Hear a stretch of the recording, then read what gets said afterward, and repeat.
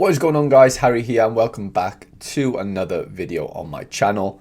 In today's video we're going to be looking at 5 under the radar J-League under 23 players for this new season. If you are new to the channel, please do hit the subscribe button, and if you do enjoy the video, please leave it a like. There is a link in the description of this video that will get you 1 free limited card once you've purchased 5 from the new card auctions on Sorare. So this morning, Sorare tweeted out that the J-League 2022 cards are being released on the market. All 18 clubs are on there, which is pretty cool. All the new designs that were released yesterday in the community update. So yeah, super excited to hopefully get my hands on a few of these new card designs. I did get a bit of help compiling this list of under 23 players, so shout out to Rob if you are watching. Hopefully you are. So let's get into our first player on the list. Is Hiroto Yamami of Gamba Osaka, who is a forward. He's 22 years old. This is his first season minted on Sorare, so he only has new cards, which is pretty cool to see. Just looking here, they've released 3 rares so far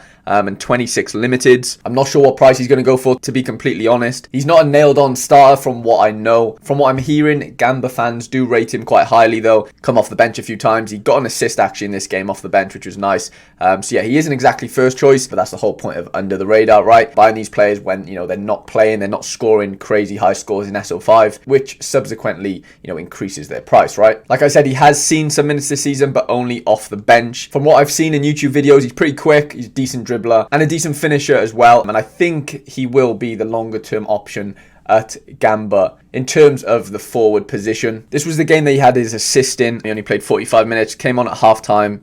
1 shot on goal, 1 shot blocked, 1 key pass. Nothing crazy to look at stats wise, but he obviously did get the assist for the winning goal. But like I said, he's definitely a longer term option to look at that hopefully can break through in the future and be the starting forward at Gamba. The next player on our list is Karui Matsuki for FC Tokyo. He's a centre midfielder, only 18 years old, so a lot younger than our first player. Looks a real talent. There's a pretty hefty bid on the rare 1 of 100 here. £464 as the opening bid. From what I'm hearing, he is highly rated by Tokyo FC fans. He wasn't actually supposed to be a starter this season, but he's impressed the new coach and found himself in the team basically. He's only played a few times. He's highest score of 52 with an AA score of 17, which is nice. Just looking at his SOFA score stats from that game, 6 interceptions. So only gave the ball away 7 times in 90 minutes, which is pretty impressive to be fair for an 18-year-old. Completed 33 out of his 38 passes, 1 tackle and 2 clearances. So pretty solid game for an 18-year-old. FC Tokyo aren't the best team in the world or even the best team in the J-League at all. So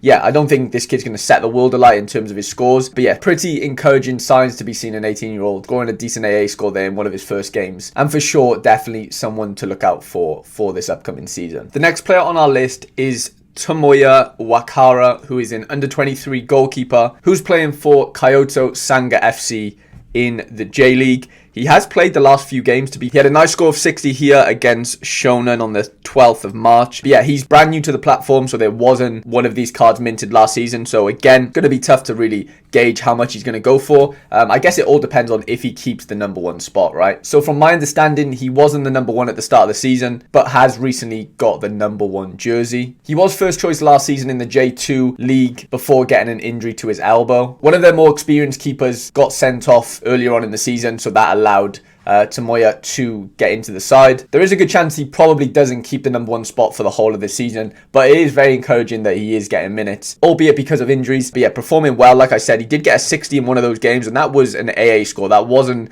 a clean sheet. So yeah, hopefully one for the future as well. Next on our list is Joel Chima Fujia of Yokohama Marinos. He's 20 years old. He's under 23 until June 2026. So a load of utility out of him. He has previously been on the platform. He was with Takashima last season, who did get relegated, but he managed to impress Marinos and got a move this season to them.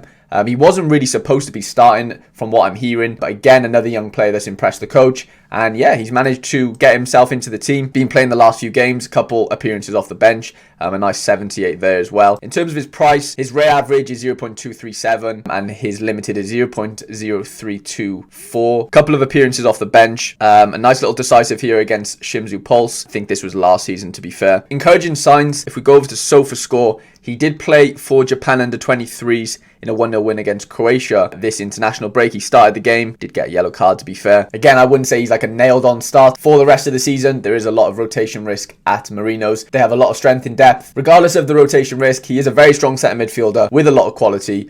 Just looking at the game here where he got his assist, he played 80 minutes, 1 key pass, made 91% of his passes, 2 of them being long balls, 1 shot on target, a clearance, an interception and a tackle. Only lost the ball 6 times, was fouled once, and made 5 out of 6 of his duels as well, which is nice. In terms of getting into those higher AA points, definitely want to be winning your duels as a midfielder. And yeah, I will be keeping an eye on him over the upcoming season. Last on our list is Shun Akawa for Hiroshima, who's a forward, 20 years old. He's under 23 until June 2026. Again, not a starter, still under the radar a little bit. He has scored a goal, to be fair, this season against FC Tokyo. He looks to be the longer term option as the Hiroshima forwards. They tend to bring in older foreign players who tend to get injured a lot, so could be a good chance for him to really nail down the spot, you know, once that opening does happen. As far as I'm aware, Akawa himself is actually injured right now, but only for a few weeks. Just looking here at his SofaScore stats, so he did score a goal against FC Tokyo in this game off the bench, as you can see here. 1 goal, played 21 minutes. But yeah, encouraging signs. Like I said, I don't think he's going to be nailed on this season. If and when the older foreign players at Hiroshima get injured or suspended or whatever, I do think this guy can step in and be very effective. And like I said,